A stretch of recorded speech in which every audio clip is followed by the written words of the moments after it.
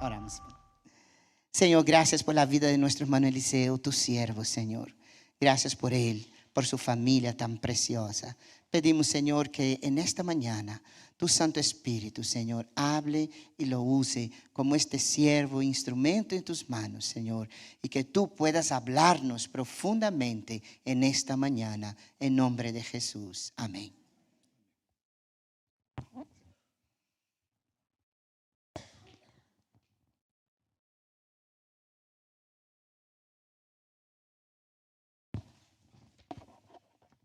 Bueno, veis ahí el tema, ¿no? La esperanza de la vida eterna como ancla del alma. Esto sale de Hebreos, el capítulo 6, versículos 17 a 19, que voy a leer ahora mismo. Deciros que esta filmina es la única que vais a ver durante todo el tiempo. No va a haber slide, sino que simplemente va a estar ahí puesta como un esquema. Leo entonces Hebreos, capítulo 6, versículos 17 al 19.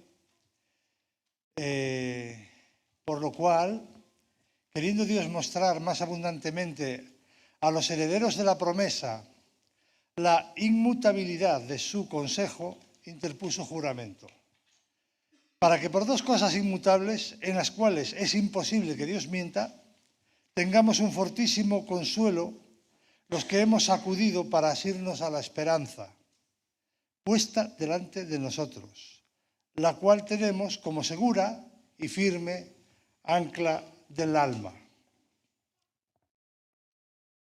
Por poco que sepamos de náutica, sabemos lo que es un ancla, ¿verdad? Un ancla es eso, es un hierro que se tira del barco al fondo, se agarra al fondo de una manera que luego pueden venir olas y viento y mover el barco de un lado para otro, pero si está fuerte la cuerda y el ancla atados al barco y el ancla bien agarrada al fondo, eso de ahí no se mueve. Las palabras que vemos en este texto nos hablan de inmutabilidad. ¿Qué es inmutabilidad? Que no cambia, siempre lo mismo. Está hablando de la promesa, la inmutabilidad del consejo de Dios. Y también dice que interpuso juramento para que por dos cosas en las cuales es imposible que Dios mienta. Hablamos de ancla, hablamos de inmutabilidad y hablamos de que es imposible que Dios mienta. Ya nos podemos hacer un poco una idea de lo que vamos a hablar en esta mañana, ¿no? Vamos a hablar en dónde tenemos que agarrarnos. Asidos de la esperanza puesta delante de nosotros. De una esperanza que no cambia, de una esperanza que se sustenta en verdades que no cambian, que son inmutables. Si el mundo fuéramos la Iglesia, sería muy fácil, ¿verdad?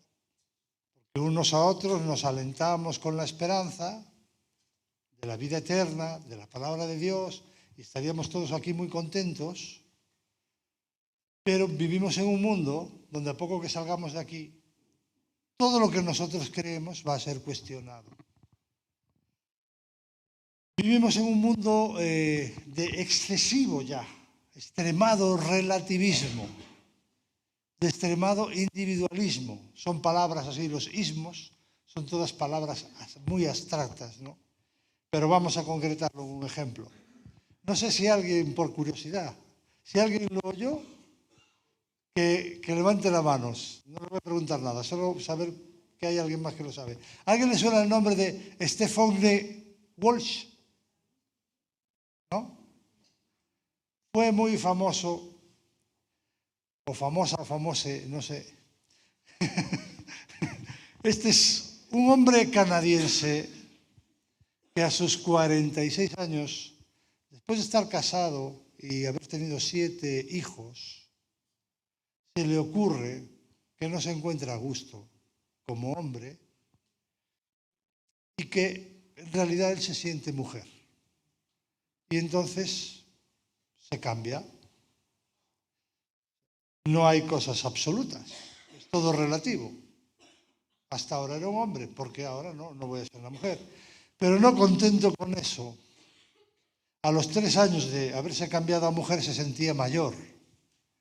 Dice, es que me siento mujer, pero no adulta, sino niña. Y entonces tengo 8 años.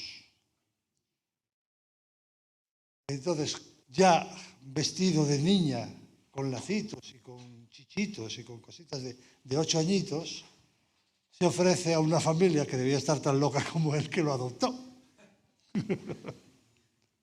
Lo adoptó y tenía también... Eso se busca en internet. Si ponéis hombre adoptado Canadá en Google, veis toda la historia, ¿sabes?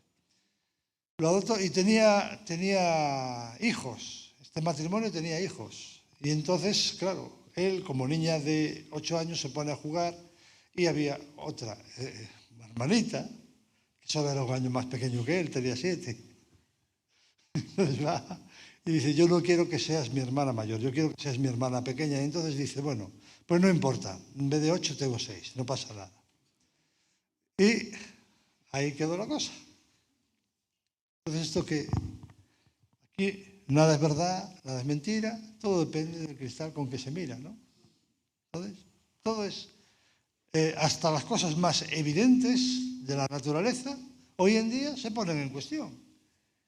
Y es que, si dijéramos, hombre, esto es una película de ciencia ficción lo que estoy contando, ¿no? Que no es una película de ciencia ficción, es que son las leyes que acaban de aprobar en los parlamentos de los países más civilizados.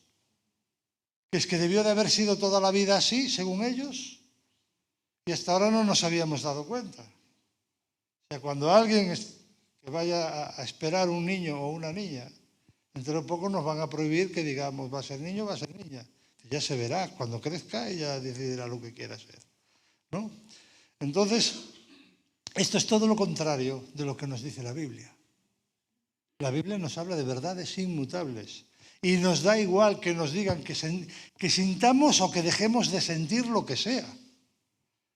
No somos quién nosotros para cambiar las cosas inmutables de Dios, ¿no? Y en eso se sustenta nuestra esperanza.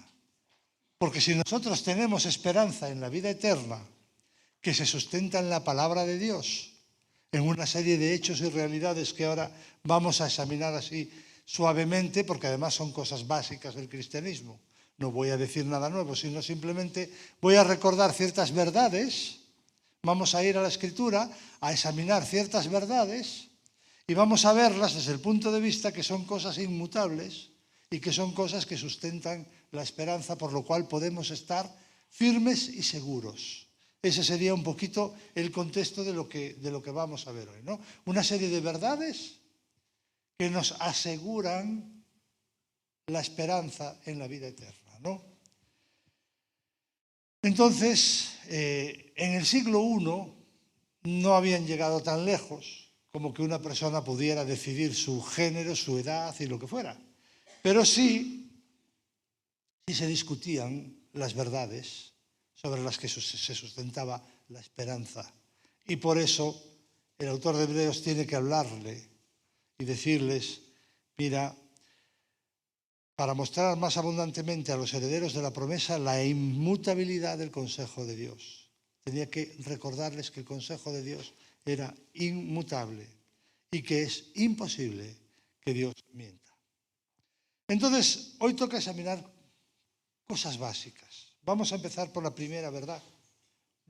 Una verdad muy sencilla y muy clara y muy bien entendida en la iglesia en la que estamos. Ponemos un pie 1 metro fuera de esa puerta y de bien entendida nada. Y es que todo lo que existe y todo lo que subsiste, estamos en el punto número 1, lo hice en esta forma de esquema para no tener que estar pasando y decir, pasa, ¿sabes? Así ya se ve que es un Dios personal creador de todo lo que existe. Todo lo que existe y todo se sustenta en un Dios personal e inteligente que diseñó todas las cosas. Esta verdad la vemos en el Evangelio de Juan. En el principio era el Verbo, y el Verbo era con Dios, y el Verbo era Dios. Este era en principio con Dios. Todas las cosas por Él fueron hechas, y sin Él nada de lo que ha sido hecho fue hecho. En Él estaba la vida, y la vida era la luz de los hombres. Nosotros aquí esto no lo cuestionamos. Yo espero que nadie de los que estemos aquí lo cuestionemos. Pero si alguien lo cuestiona, pues siempre tendremos tiempo de hablar al acabar el culto, ¿no? Al acabar este tiempo. Pero estamos hablando de que una verdad que sustenta nuestra esperanza en la vida eterna es evidentemente el hecho de que hay un Dios. Pero no un Dios cualquiera, no un Dios que es una chispa, no un Dios que es una mente inconcreta que es la suma de todas las mentes, como piensan los panteístas. No una cosa que está pero no se sabe ni dónde, ni cuándo, ni desde dónde, ni desde cuándo. No alguien impersonal, lejano, que no se sabe si es una masa, una nube, un gas. No, no. Es alguien real, con una mente que ha diseñado todas las cosas y que lo ha planificado, y que todo lo que existe es por su voluntad, y que es el autor de la vida, y que tiene nombre. No hay cielo si no hay Dios con nombre propio, si no hay un Dios personal. Es la primera lección del Evangelio de Juan. La segunda es que este Dios se hizo hombre. Más cuestionado todavía, y es que realmente Dios se hubiera podido hacer hombre y nacer en la persona de un ser humano, de Jesucristo. Dice 1 de Juan 14:15, aquel Verbo fue hecho carne y habitó entre nosotros, y vimos su gloria, gloria como del unigénito del Padre, lleno de gracia y de verdad. Juan dio testimonio de él y clamó diciendo, este es de quien yo decía, el que viene después de mí es antes de mí, porque era primero que yo. Jesús es Dios hecho hombre. Jesús es Dios. Sin esta realidad nos podemos ir despidiendo del cielo. Esto se apoya, nuestra esperanza en el cielo se apoya en que es verdad que Dios se hizo hombre y que vino a este mundo y que habitó entre nosotros. Y el que no crea esto es que no es cristiano. Hay gente que dice, yo soy cristiano, sí, porque creo en Jesucristo, sí, porque era un buen hombre y hacía bien a la gente. No hacía bien a la gente. Hacía bien a la gente, pero es mucho más que hacer bien a la gente. Es Dios que vino a este mundo con una misión. Es el Verbo que en el versículo que leímos antes fue el que creó todas las cosas. Se hizo carne, se hizo hombre, nació. Pero nació, ya existía antes de nacer. No fue un nacimiento para empezar a existir como el de cualquier ser humano, sino fue un nacimiento para hacerse hombre. El mismo Jesús lo dice. Y si no lo creemos, tenemos que entender que Jesús era un mentiroso o un lunático. El mismo Jesús lo dice. En Juan 8:58, estas son las palabras que algunas Biblias, las palabras propias de Jesús, las traen en color rojo. Juan 8:58 dice, Jesús, de cierto. ¿A qué nos suena esto de cierto? A cuando leímos en hebreo lo del juramento, ¿no? Que por dos cosas inmutables es imposible que Dios mienta. Porque para que por dos cosas inmutables en las cuales es imposible que Dios mienta. Entonces, ¿cuáles son las dos cosas? De cierto y de cierto. Es un poco un juego de palabras, pero es así. Cuando Jesús dice de cierto, en otras palabras te está diciendo, oye, que estoy hablando en serio. Estoy hablando en serio. Esto no es un cuento. Esto no es un chiste. Esto no es una broma. Pero tampoco es una metáfora. tampoco es una parábola, tampoco es una figura retórica. Es decir, es verdad, es así tal cual te lo digo. Antes que Abraham fuese, yo soy. Así es, no es de otra manera. Si no nos creemos esto, no hay cielo. Pasamos a la tercera verdad. Y es que no solo se hizo hombre, sino que se hizo hombre no por tener una experiencia, sino por una necesidad que tenemos los seres humanos, ¿no? Vino intencionadamente y vino con una misión. La misión es salvar a un mundo perdido y abrirle las puertas a la vida eterna. Seguimos leyendo en el Evangelio de Juan, versículos 29 y 30. El siguiente día vio Juan a Jesús que venía a él. Estamos hablando de este Juan, no es el que escribe el Evangelio, es el Bautista, ¿verdad? Y dijo, he aquí el Cordero de Dios que quita el pecado del mundo. Este es aquel de quien dije, después de mí viene un varón, el cual es antes de mí, porque era primero que yo. Y el famoso texto que ya conocemos de Juan 3, 16, 18, quizá muchos de vosotros podríais recitarlo de memoria, ¿verdad?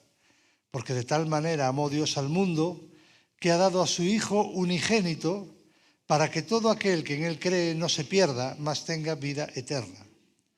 Porque no envió Dios a su Hijo al mundo para condenar al mundo, sino para que el mundo sea salvo por él. El que en él cree no es condenado, pero el que no cree ya ha sido condenado porque no ha creído en el nombre del unigénito Hijo de Dios. Primero decir que Juan 3,16 está en el discurso de Jesús con Nicodemo y que también viene en rojo en las Biblias. O sea, son palabras de Jesús. Esto no es el evangelista que está narrando, sino que está poniendo en boca de Jesús estas palabras. Cuando dice de tal manera que amó Dios al mundo que envió a su Hijo, es Jesús mismo que está diciendo que Dios lo envió a él. Para que todo aquel que en él crea no se pierda, mas tenga vida eterna.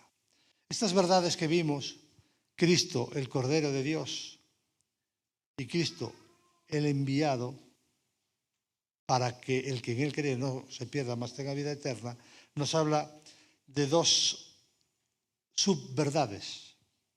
La primera es acerca del ser humano. Nos habla de nuestro estado natural. Nuestro estado natural es de condenación. O sea, nosotros no tenemos que hablar en términos de nos vamos a salvar o nos vamos a condenar. Nosotros estamos salvos o estamos condenados. Y el estado natural es de estar condenado. ¿Es así? El mismo Jesús también en Lucas 5:32 dice, no he venido a llamar a justos, sino a pecadores al arrepentimiento. Si vino al mundo para salvar y vino a pecadores, ¿qué quiere decir? Que el mundo son todos pecadores. Eso concuerda con lo que después podemos leer en otros pasajes de la Escritura, ¿no? No hay justo ni aún uno. En nuestros propios méritos, todos estamos en estado de condenación. Nuestro pecado, sea más grande, sea más pequeño, nos condena. Y no hay listas de decir más condena o menos condena, porque la condena, por pequeño que sea, es una condena terrible. Una condena eterna. Es un no tener relación con Dios. Es estar siempre alejado de Dios.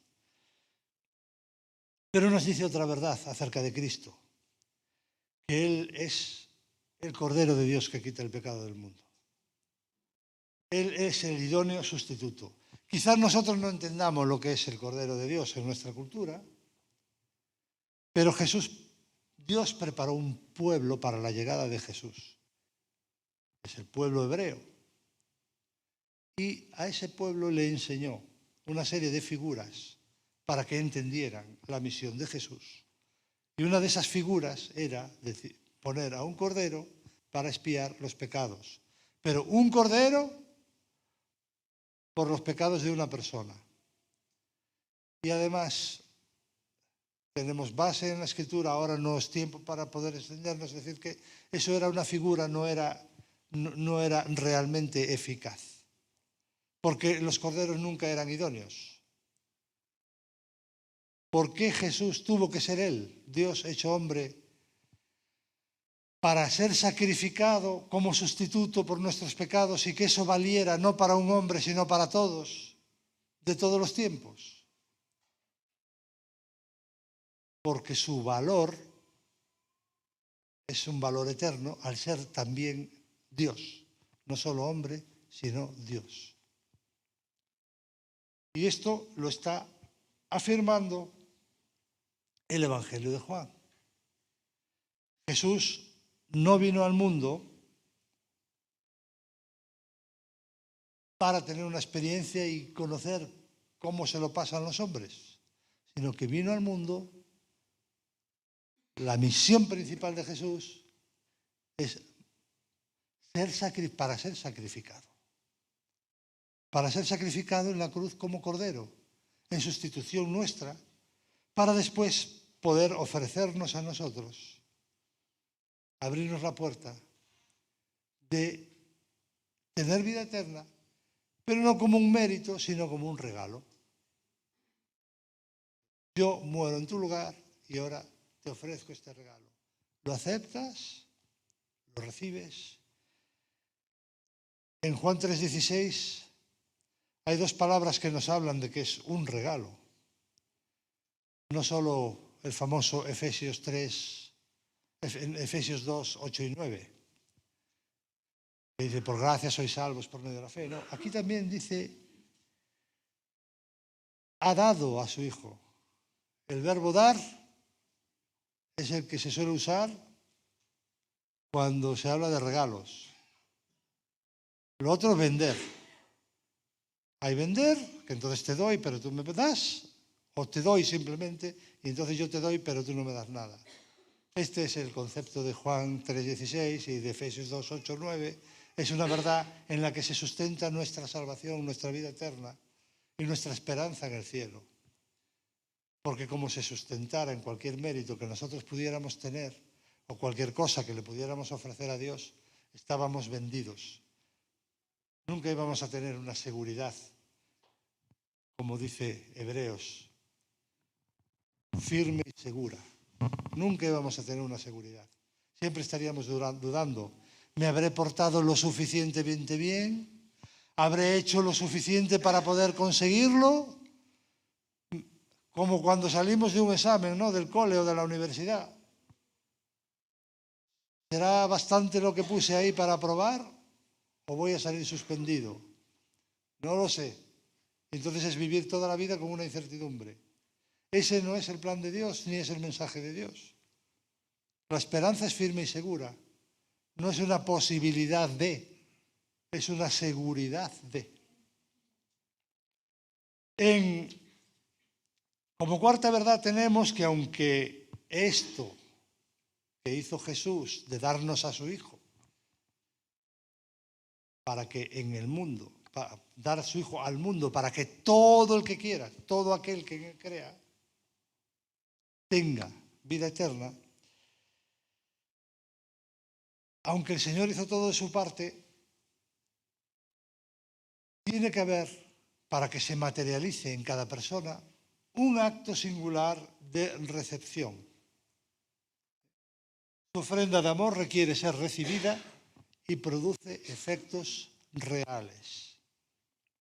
Vamos a leer algún versículo más. También en Juan. Juan 1, 11 y 12.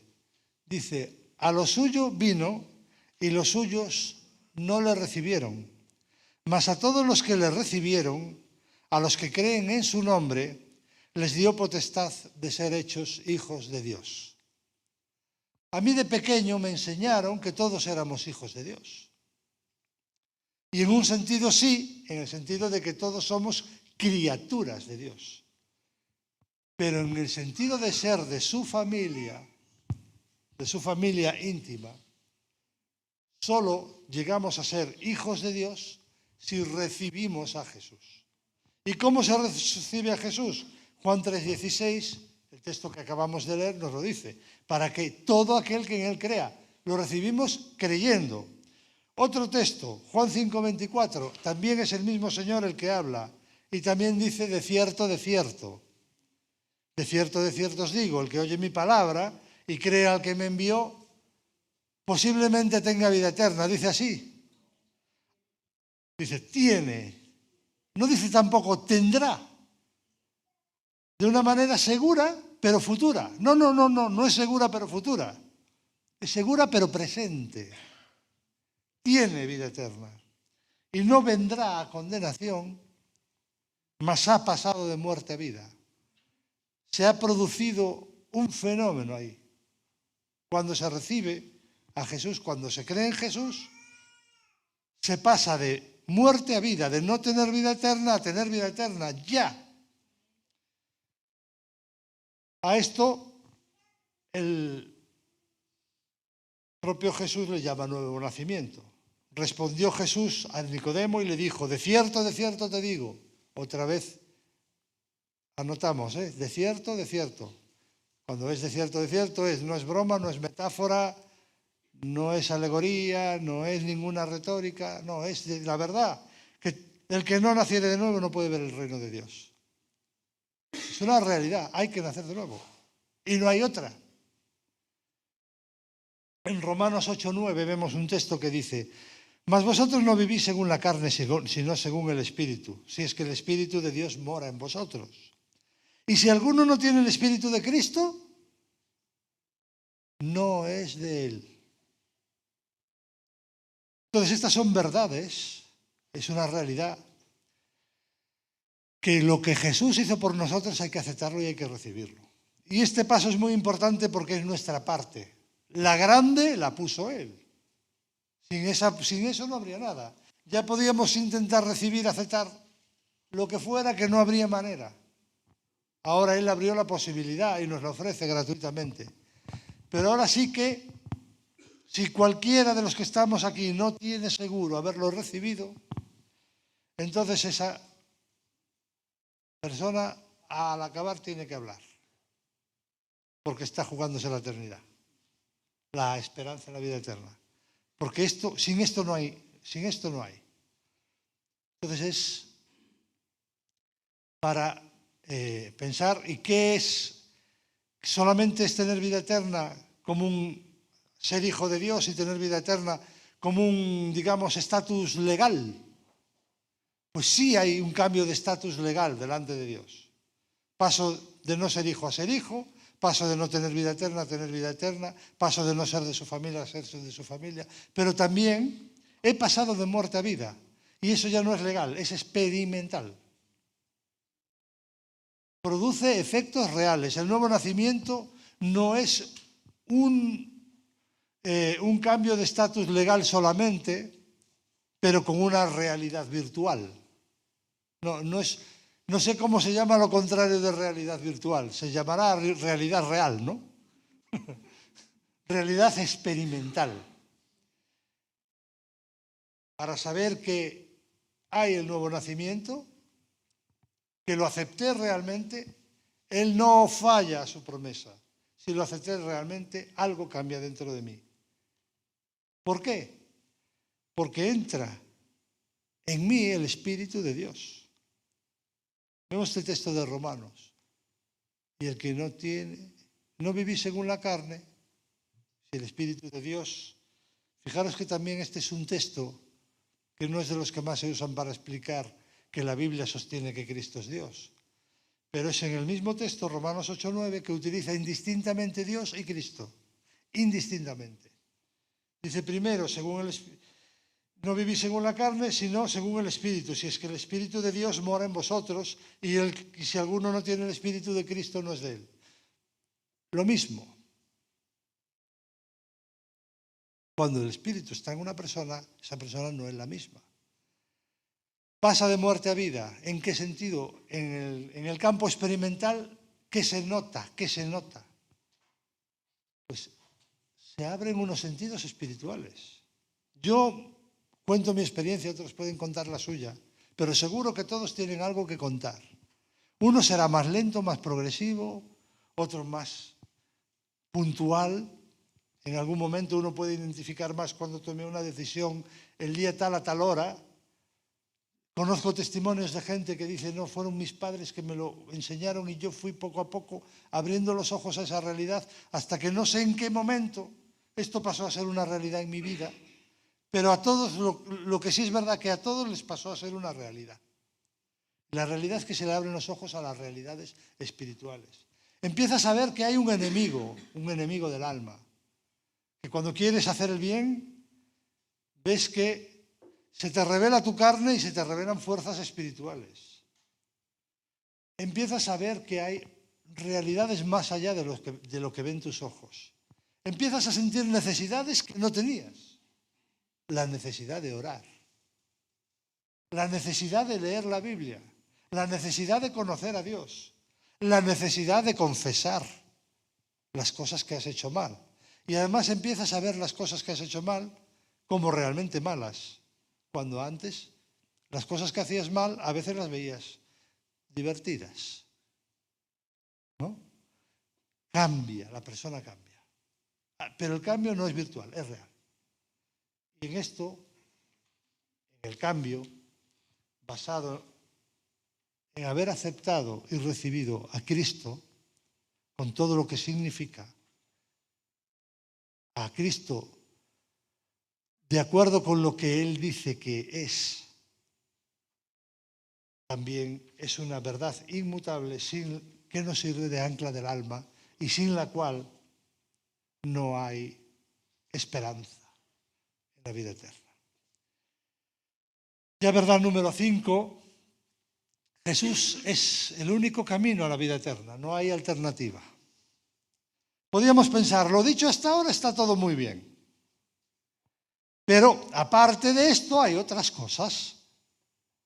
Está la puerta principal y está que puedes entrar por el tejado, por la escalera de servicio, por la chimenea, puedes entrar por otras puertas. Hay otros accesos para los que no han conseguido entrar por el acceso principal, pues hay otras formas de rodear la finca y meterse dentro de ella, ¿no? Aquí el propio Jesús en Juan 3:3, el texto que leímos cuando examinamos la verdad anterior, nos dice, el que no naciere de nuevo, a lo mejor no puede entrar en el reino de Dios. No dice así, ¿verdad que no? El que no naciere de nuevo quizá no entre en el reino de Dios. No dice así. Dice, no puede ver el reino de Dios. Y es que no puede entrar, es que no lo puede ni ver.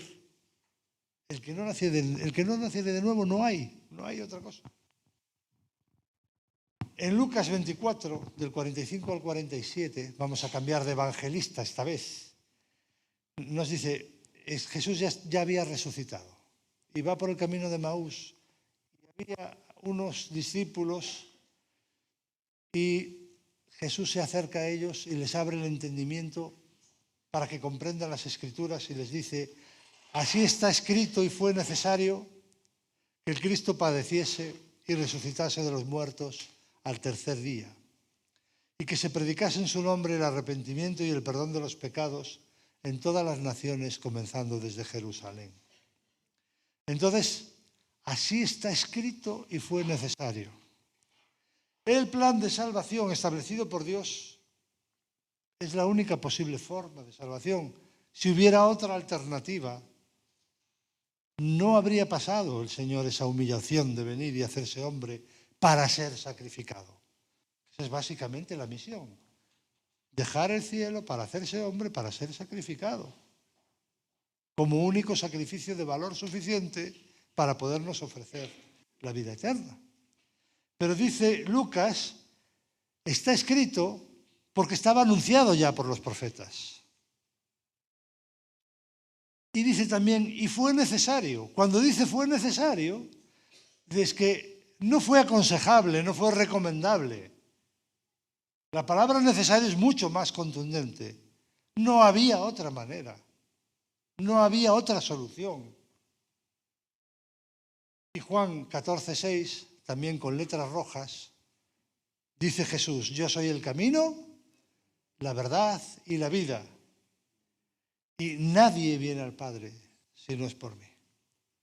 Entonces, en estas afirmaciones de Jesús tenemos un ancla de seguridad y de firmeza en cuanto a nuestra esperanza de vida eterna. Porque nosotros hemos aceptado la única forma que Dios puso para que podamos tener vida eterna.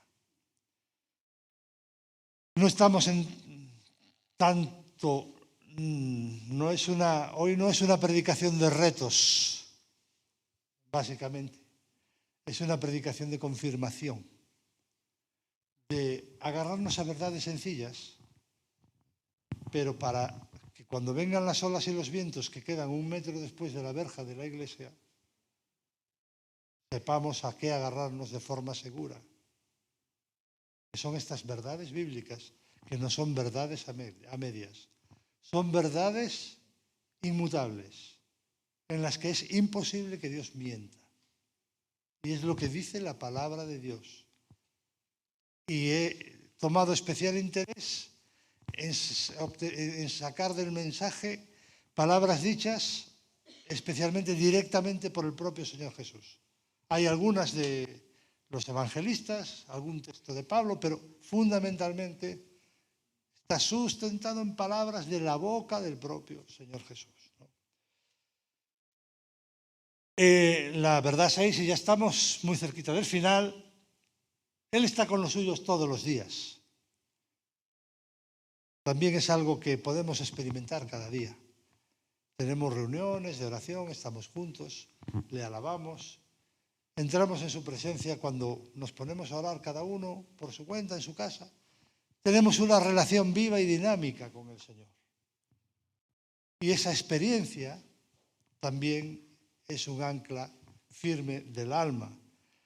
Nos dice el Señor: id y haced discípulos a todas las naciones, bautizándoles en el nombre del Padre, del Hijo y del Espíritu Santo. Mateo 28, 19, 20.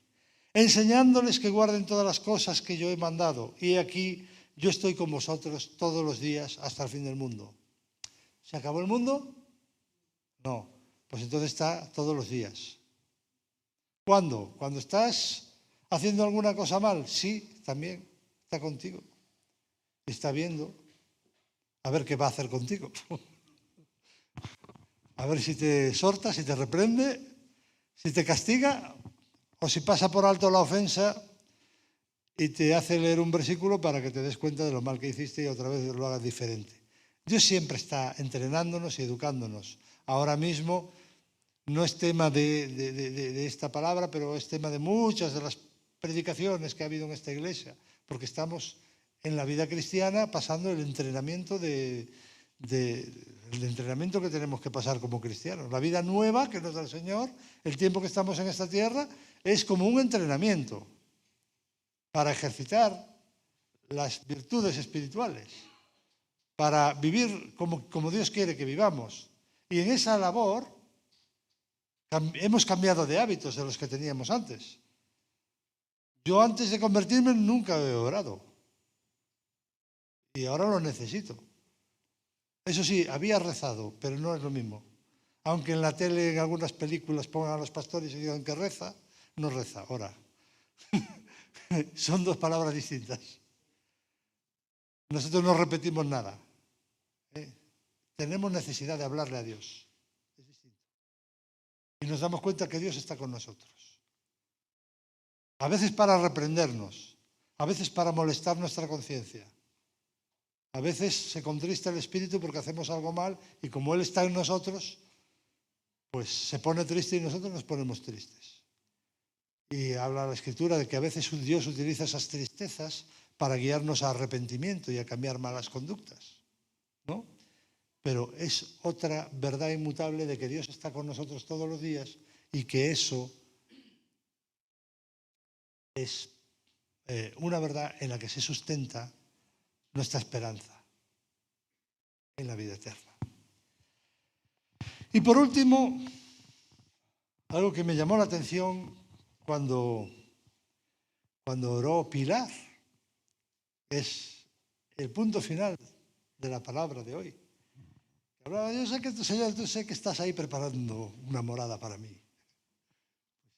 Esa palabra del Señor, tal como la dijo el Señor, es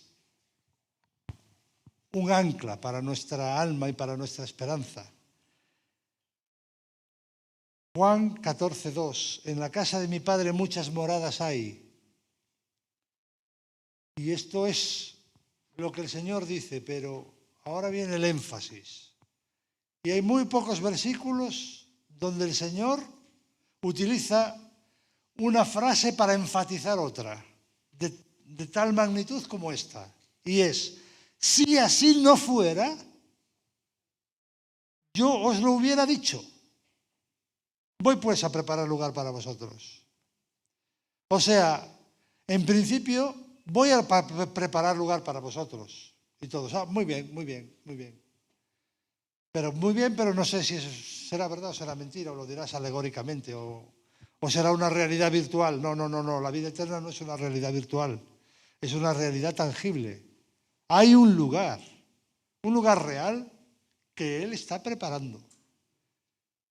Pero además, acordémonos, si así no fuera, Él dice que nos lo habría dicho. Y no nos lo dijo. Nos dijo todo lo contrario. Nos dijo que sí, que es así. Estar tranquilos, que voy pues a preparar lugar. En Lucas 23:43, entonces Jesús le dijo, de cierto te digo que hoy estarás conmigo en el paraíso. ¿A quién se lo dice? Al ladrón. ¿Y dónde estaban? Estaban en la cruz. Si fuera una broma, menuda broma, ¿no? Vamos, ese chiste no es para reír. Si fuera un chiste no es para reír, ¿eh? Estaban en la misma cruz, sufriendo un tormento. Y entonces en ese momento él recibe a Jesús. Se da cuenta de quién es y le pide una cosa, acuérdate de mí cuando estés en tu reino. Y dice, esta tarde no vamos a esperar más. Entonces, como algo real, algo que va a ser ya. Y por último ya Juan 6:40, esta es la voluntad del que me ha enviado, que todo aquel que vea al Hijo y cree en Él tenga vida eterna, y yo le resucitaré en el día postrero. No cabe duda que al incrédulo, al que no conoce lo que nosotros conocemos, le cueste creer que vaya a haber una resurrección. Porque todos vemos qué es lo que pasa con los cuerpos cuando una persona se muere. El que más, el que menos, pues ha tenido que desenterrar a algún familiar para cambiar el nicho de sitio. Entonces ya, después de 10, 15 años, pues esos huesos se convierten en una bolsita de nada ya. Incluso sin incineración ni nada, ¿eh? Los propios huesos, a los 10, 15 años, caben en una bolsita pequeña. Máximo ya ahora con la técnica de la incineración. Y que es de los que murieron ahogados en los mares, que ya son esparcidos sus restos por todo el suelo de los océanos, y van a resucitar. Pues no sabemos cómo, pero sí. Pero si el que pensaba era el cerebro ya no está. No, el cerebro era un instrumento. La vida está en estos cuerpos y Dios puso unas normas para que funcionara el cuerpo y el cerebro es el responsable de pensar y ahí está alojada la memoria y dar las órdenes a otros miembros. Esto es como fruto de nuestra observación. Hemos observado eso así, que tampoco lo hemos inventado, ¿eh? Ningún médico ha podido inventar un cuerpo vivo, solo lo ha podido analizar. Bueno, pues ¿cómo será el otro? Es que todavía no lo hemos tenido delante para analizarlo. Pero tranquilos, que las promesas de Dios son claras y seguras. ¿Cómo va a ser esa resurrección? ¿Cómo va a resucitar el que ha sido quemado? ¿Cómo va a resucitar el que se ha esparcido sus restos por el fondo de un río o del océano? Pues yo no lo sé. ¿Pero lo tengo que saber? ¿Es tan importante? No. Lo importante es que el cielo es real, que está preparando un lugar y que Él lo prometió. ¿Y cómo lo va a hacer? Es parte de la fe. Si no, ya no habría nada que creer, ¿no? Y la fe es lo que nos da la esperanza. Y la esperanza es el ancla del alma. Yo puedo confesar que si no creyera que el Señor está preparando un sitio para nosotros, a lo mejor vivía la vida de otra manera. Igual, las limitaciones que tiene ser cristiano, pues no me interesaban, o algunas y otras no. Pero sin embargo, al creer que todo lo que dijo el Señor es la pura verdad y que está esperándonos allí, pues eso hace que vivamos como Él quiere que vivamos. Entonces, ya no hay mucho más que decir, solamente que si alguno de estos pasos, alguna de estas verdades, alguien se ve fuera de ellas, pues aquí estaremos varios para hablar y afirmar estos con la palabra del Señor, ¿no? Porque son verdades muy básicas. Vamos entonces a orar, recoger un poco estas verdades. Señor, te damos muchas gracias porque tú nos has hablado, tú te has revelado. Podías estar donde estás y no haberte mostrado a nosotros, no haberte preocupado, no habernos enviado a tu Hijo, no habernos enviado tu palabra, no habernos prometido nada, pero tu amor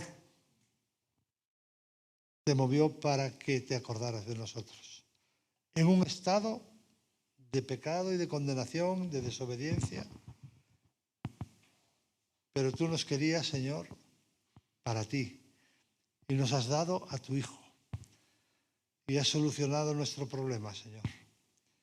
Nos has prometido la vida eterna, y son promesas seguras, inmutables, y nos sirven de ancla, Señor, para que no nos dejemos mover por cualquier corriente de pensamiento.